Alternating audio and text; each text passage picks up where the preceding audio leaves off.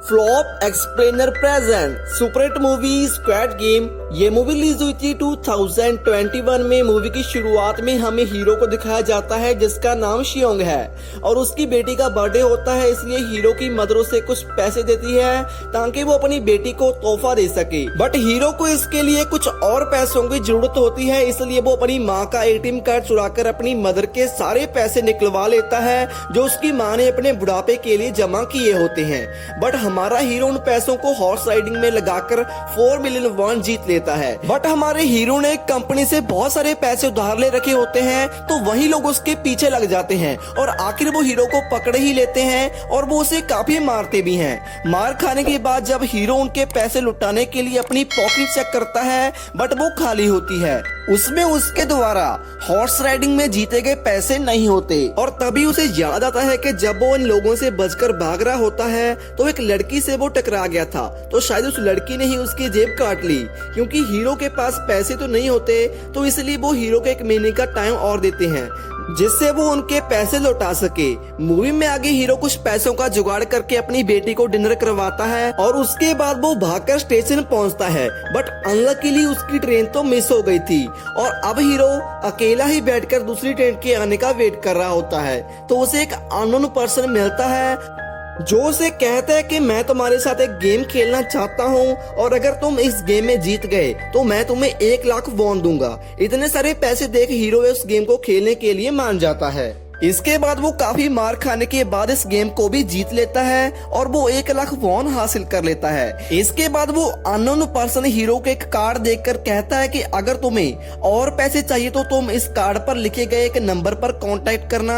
इसके बाद हीरो अपने घर पहुंचता है और उसकी माँ से कहती है कि तुम्हारी बेटी नेक्स्ट ईयर अपने स्टेप फादर के साथ अमेरिका में शिफ्ट होने जा रही है। यहाँ पर हम ये जान पाते हैं कि हीरो और उसकी वाइफ का डिवोर्स हो चुका है और उसकी वाइफ ने दूसरी शादी भी कर ली है। लेकिन हमारा हीरो जे कभी भी नहीं चाहता था कि उसकी बेटी उससे दूर हो जाए, बट अपनी बेटी की कस्टडी वापस लेने के लिए उसे बहुत सारे पैसे चाहिए थे, तो इसलिए हीरो उस कार्ड वाले नंबर पर कांटेक्ट करता है। कुछ ही देर में उसे लेने के लिए घर के बाहर एक कार आती है जिसमें और भी लोग थे, लेकिन तभी उन सारे लोगों को बेहोश कर दिया जाता है और जब उनकी आंख खुलती है तो वो अपने आप को अननोन प्लेस पर पाते हैं। यहाँ पर टोटल 456 लोग आए थे और यहाँ पर वो एज अ प्लेयर थे जिसके लिए उन्हें बकायदा एक यूनिफॉर्म भी मिली हुई थी। इस सारी फैसिलिटी जाने खेल का ओनर एक पर्सन था जो इन पर नजर रखे हुए था और यहाँ पर इन सभी लोगों में एक कॉमन बात ये थी कि इन सारे लोगों ने कहीं ना कहीं से कोई ना कोई कर्ज ले रखा था। मूवी में आगे हीरो इस खेल के प्लेयर नंबर 1 से मिलता है जो कि एक बूढ़ा आदमी होता है। दरअसल उस बूढ़े आदमी को ब्रेन ट्यूमर था क्योंकि उसकी लाइफ तो वैसे भी खत्म होने वाली थी, तो इसलिए वो यहाँ पर आया था। इसके बाद वहाँ पर 2 खिलाड़ी जिनमें एक लड़का जिसका नाम जैंग और एक लड़की जिसका नाम सैनब्यू था, उनके बीच फाइट होती है। यहाँ पर सैनब्यू वही लड़की थी जिसने हीरो की जेब भी काटी थी।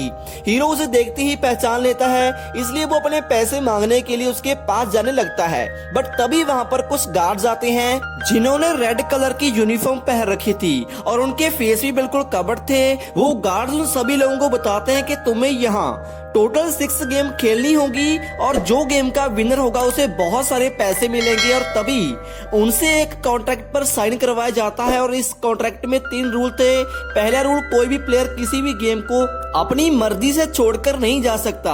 दूसरा रूल, अगर कोई गेम खेलने से मना करेगा तो उसे एलिमिनेट कर दिया जाएगा। इस मूवी में एलिमिनेट का कोई दूसरा मीनिंग है जो हमें मूवी में आगे पता चलेगा। तीसरे रूल के अकॉर्डिंग अगर मेजॉरिटी गेम को खेलना नहीं चाहती तो गेम को छोड़कर जा सकते हैं। तभी उन्हें गेम खेलने के लिए लाया जाता है। यहाँ पर हीरो अपने क्लासमेट से भी मिलता है। हीरो उसे देखकर काफी ज्यादा हैरान हो जाता है क्योंकि वो तो बहुत ही पहले किसी बिजनेस के चलते आउट ऑफ कंट्री चला गया था।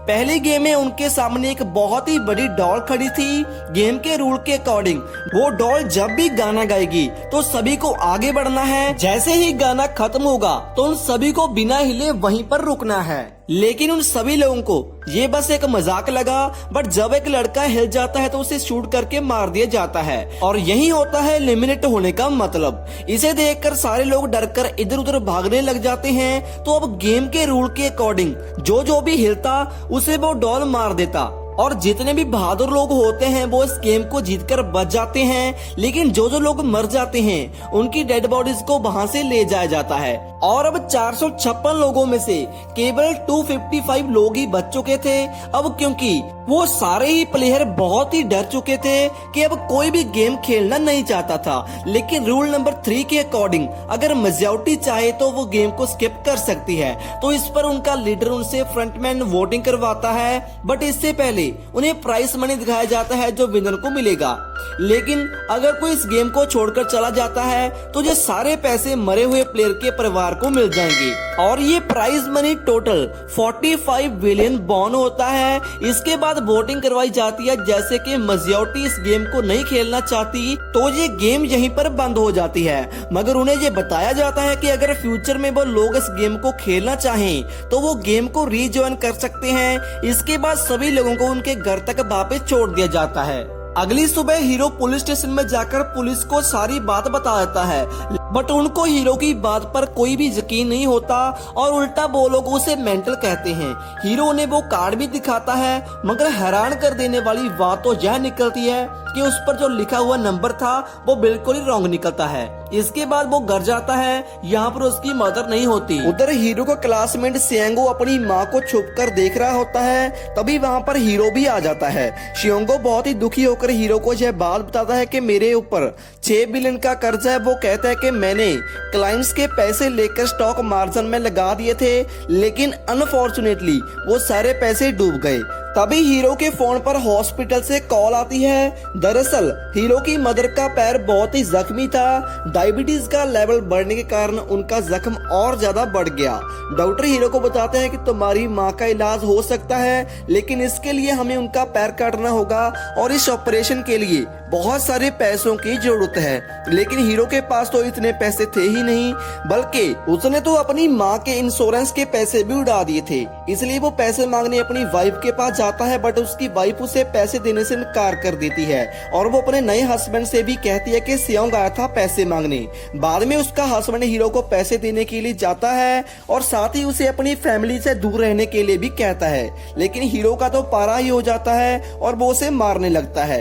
ये सब उसकी बेटी भी देखती है। मूवी के अगले सीन में हीरो का एक फ्रेंड अपने बॉस के पास पैसे मांगने के लिए जाता है, लेकिन उसका बॉस उसे पैसे देने से इनकार कर देता है, तो इसलिए उनके बीच फाइट हो जाती है। इस फाइट के दौरान उसके बॉस का हाथ पाई में आ जाता है। मौके का फायदा उठाकर हीरो का फ्रेंड पैसे लेकर वहां से भाग जाता है। इसके बाद वो घर जाकर अपनी वाइफ से कहता है कि पहले फ्लाइट लो और चली जाओ जहाँ से।